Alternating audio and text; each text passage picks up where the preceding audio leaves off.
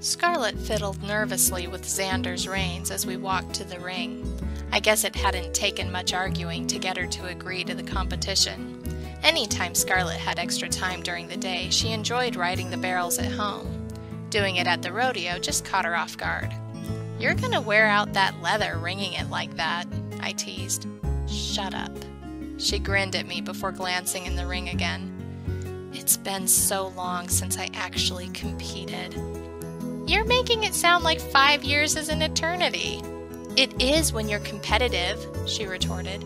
"It's one thing to run for fun at home. There I'm just doing it to enjoy time with Xander. Out there, it's a different animal completely. I have to be focused and take everything into consideration so I don't lose time." "Quit thinking of it as a competition then," I said. "It's just you and Xander having fun." "In front of 1,000 people," Scarlett pointed out. "Yeah, real fun."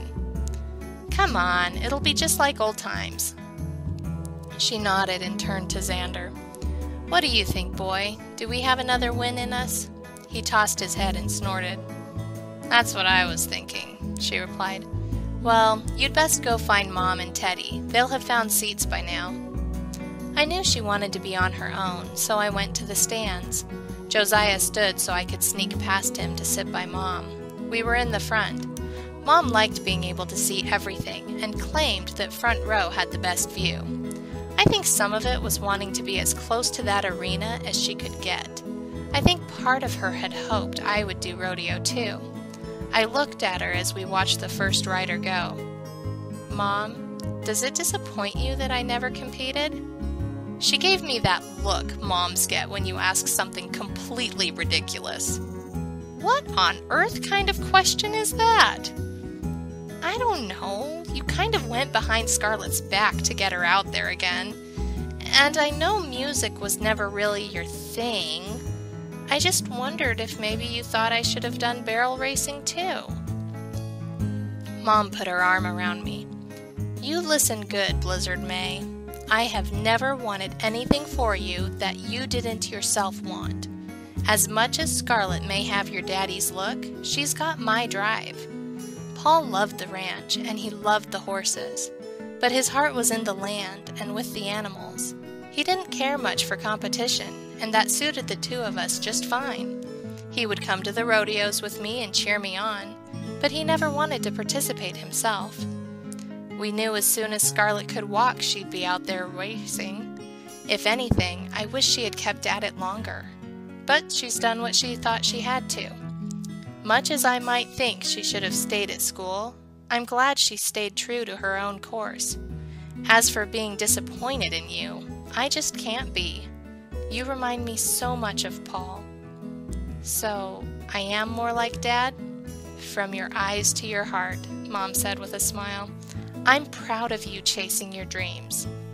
And, you should know, Tammy asked me last night if you'd be willing to play in the diner a few nights a month as their live entertainment." My jaw dropped into my lap. "What?" "I told her that could probably be arranged, and you would call her after the fair was through to talk details." I about knocked Teddy's hat off, throwing my arms around Mom for a tight squeeze. "Sorry, Teddy." "Could be worse," he chuckled as he straightened the brim.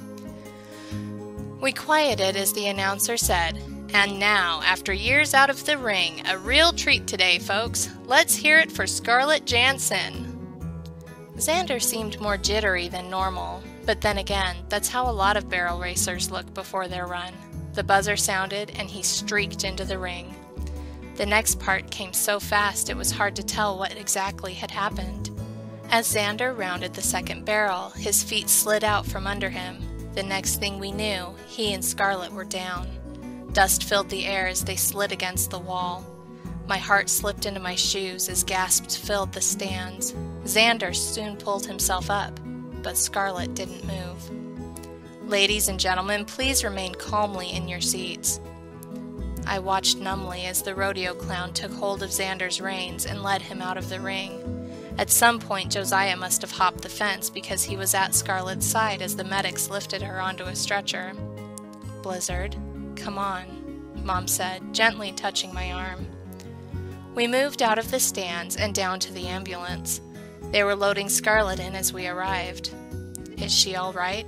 Mom asked. "Probably has a broken leg and a concussion, but we'll need x-rays to know for sure. We've got her set with an IV and some painkillers for now. You want to ride with her, Mrs. Jansen?" "Let Blizzard go with her. She can't drive the truck on her own." "But Mom, she needs you, sweetheart.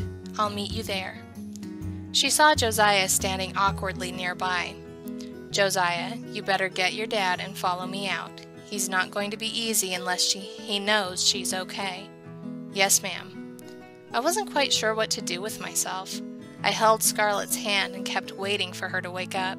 The drive seemed to take forever.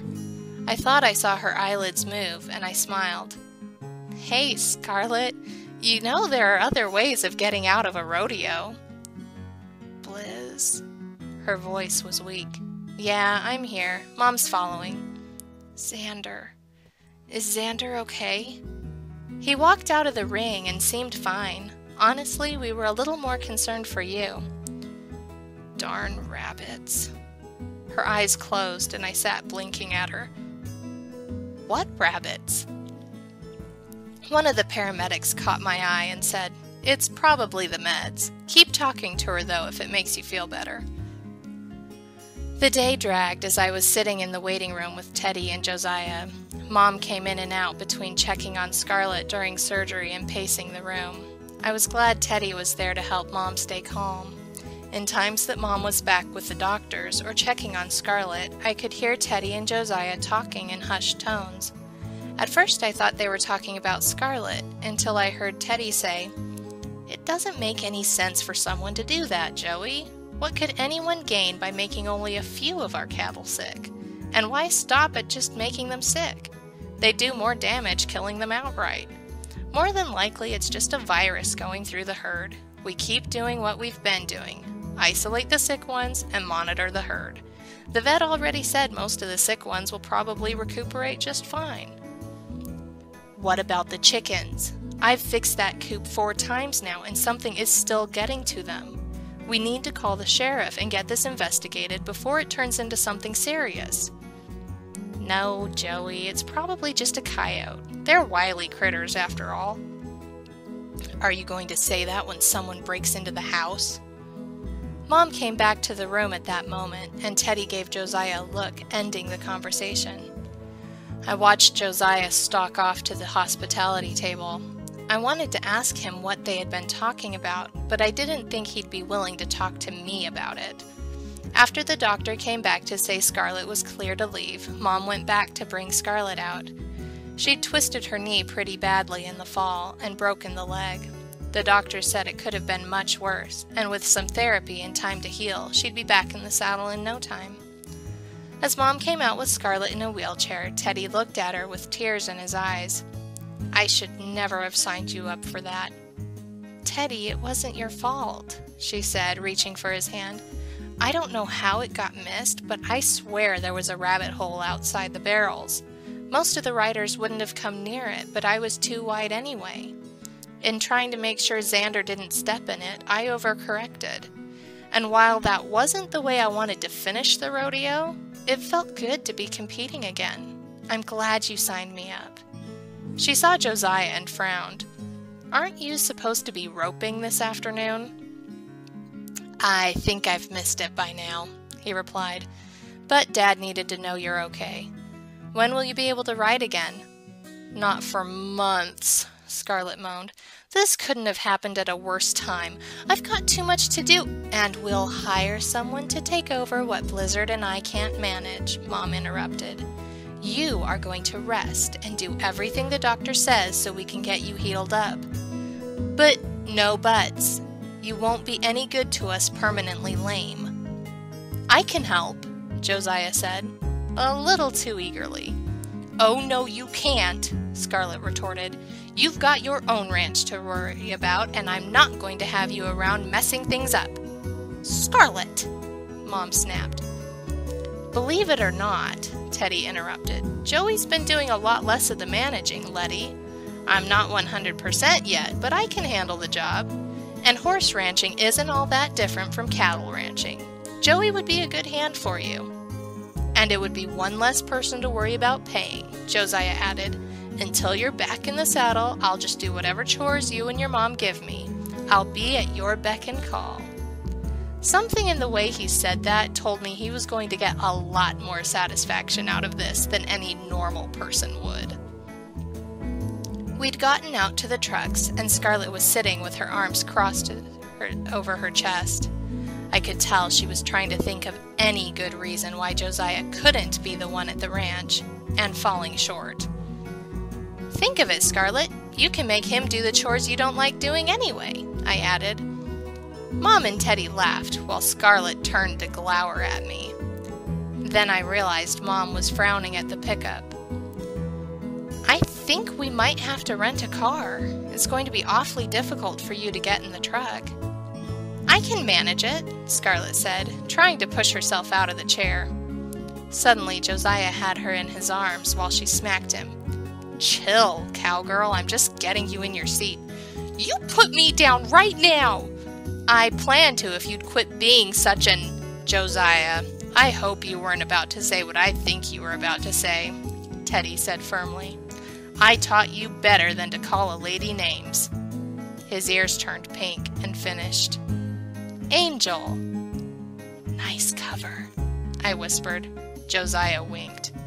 Well, our second surprise for the day will have gotten underway by now, Teddy mused. So it seems only fitting that Joey and I escort you ladies home and take care of dinner for you. What was the surprise? I asked. Since we're missing it, there's no harm in telling us now. The county's first ever Chuck Wagon Theater. Chuck Wagon Theater? I repeated.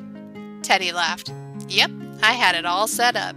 There'd be wagon beds for everyone to sit in with their dinner and a big old projector screen to watch classic westerns on. Like a drive-in, only better. Mom laughed. We'll have to plan one at Starwood sometime and invite people out.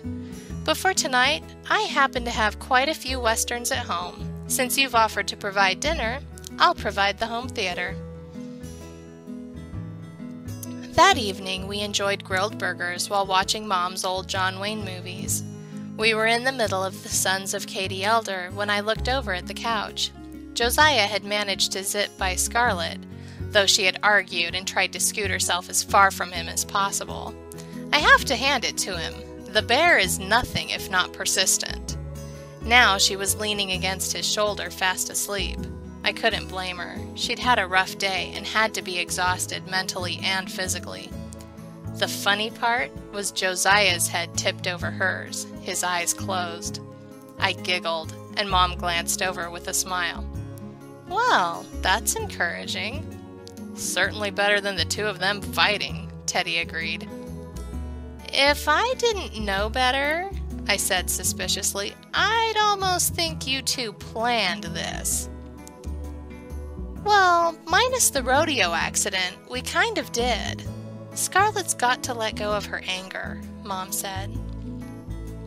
I know I said it was her story, but I'll go ahead and I'll tell you a little of it. You probably don't remember the last time Josiah came back to town. He'd gotten injured in a rodeo, and while he would be able to go back, and did, it sidelined him for a while. I don't remember that. It happened just after Paul died. We were all a little preoccupied, and Scarlett was more than a little vulnerable. With Josiah back, they picked up right back where they'd been in high school. Folks around here always did say the two of them would make a wonderful couple. If they didn't kill each other first, Teddy added. Mom chuckled and continued. Anyway, they were dating, and it seemed like they were both happy. I was sure that for all of Scarlett's insistence she'd stay at the ranch, I'd lose her to a wedding. Then Josiah got stupid, Teddy muttered. He let his guard down, Mom corrected. Josiah was pretty well known on the circuit, and like most of those cowboys, had a string of admirers. One of them came to town, and they started getting a little friendly. Too friendly for a guy who was dating someone else, I guessed. Nodding, Mom said, I don't know how, compromising a situation Scarlett found him in. But her heart was shattered. She came home and swore she would never see Josiah Middleton again. And now you're trying to play matchmaker with them? No. I'm trying to help Scarlett see that people make mistakes and people change. It's been 5 years since that happened, and she needs to give Josiah a chance to prove himself. Everyone needs strong friends, and the two of them together are the strongest people I know. Well, for someone who swore never to see him again, she's going to start seeing a whole lot of him. It's going to be an interesting summer, that's for sure, Teddy agreed.